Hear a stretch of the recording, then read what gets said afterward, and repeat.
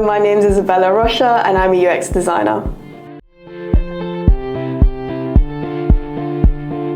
First step. I think it's definitely reaching out to the first point of contact that you have. So when you start in your role, so I started as an intern, what I did is actually go to all those events that my company did. I know that sometimes companies don't have big events, but you can always network within your team and within other apprentices or interns in your group. And then from that, and then you're able to kind of make that connection, and then maybe they'll invite you to one of their networking events, and then it kind of grows and grows. But for me, what worked really well is actually adding them on LinkedIn. I know that's a big cliche, but it actually works. I do get a lot of invites from there, after making loads of connections, and then actually putting in the effort to make that appearance in those events. I know that sometimes it can feel oh, maybe it's overwork or overtime because I finish at 5 and the event's at 6 to 8 and I don't feel like going. But making the effort to go and taking the extra step is when you actually make those deeper connections, and then you get invited to other networking events, and then you never know, maybe you meet someone that's really relevant to your role, and perhaps another one's a potential client. So it's really important to make an appearance, especially in your early career and if you're very new. So yeah.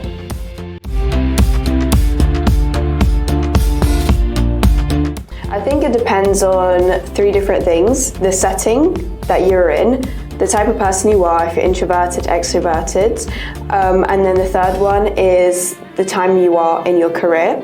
So if you haven't actually entered your career, for example, I work in design and I haven't actually got into a role in design, maybe it's easier to reach out to people politely on LinkedIn to be able to make those connections.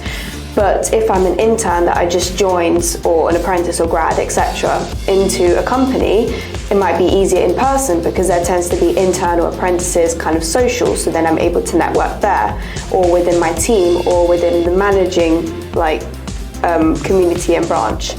So it really depends on those factors.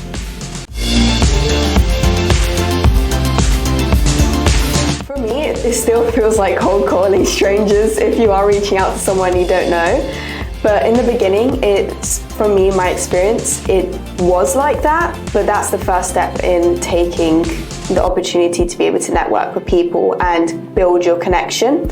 So a really great way to be able to do this is to politely reach out to people and ask hey, or maybe read through their bio, see what they're interested in, and see if they're the right person to reach out and talk to. So for me, if it was I'm interested in working in design and I saw that someone's doing design degree apprenticeship, I might connect and reach out to them and in a polite way ask, hi, I'm looking to do a degree apprenticeship as well. I saw that you're doing it at the moment. Do you have some tips that could help me in finding a UX degree role? And then that could start a conversation. If they don't want to start the conversation, or if they don't have time, then they'll let you know. But it's important not to push, but actually just be polite, reach out. What's the worst that can happen?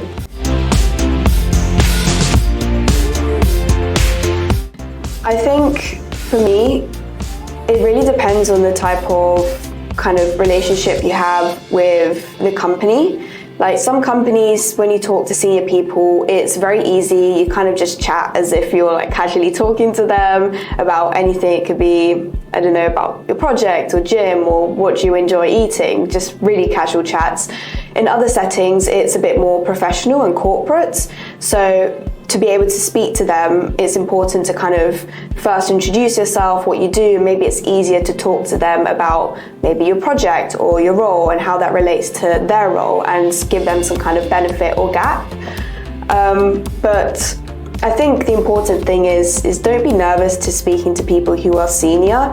They've been in your shoes a few years back anyways, so they know how you're feeling. But it's important to have that exposure and put yourself out there, but remember to also be polite, and that people who are senior most likely have very little time on their hands. So if you could get straight to the point, of course, not hey, can I make a connection with you, but kind of show them value so that they then are interested back, then that would be really good. Like kind of like a highlight pitch, like, hi, I'm Isabella, I'm a UX designer, I'm working on this so project.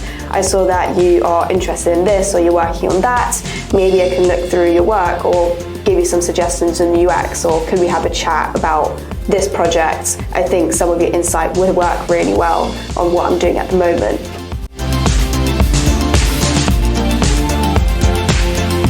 I think my top tip is, if you're going to an event that is, for example, learning about apprenticeships, you know that everyone in the room is interested in apprenticeships. So in the networking phase, like usually in events you'd have some kind of drinks or food, you can then start talking to people and then ask them questions about maybe what is the apprenticeship you're looking to apply.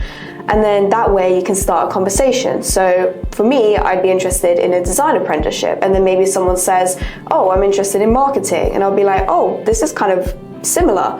Like, what companies are you looking at? And then you start kind of talking about apprenticeships and then about different subjects. And then that's usually when you ask, oh, can I have your LinkedIn to be able to stay connected? And then that's another connection you can have to be able to talk to them later. But that's one of my biggest tips.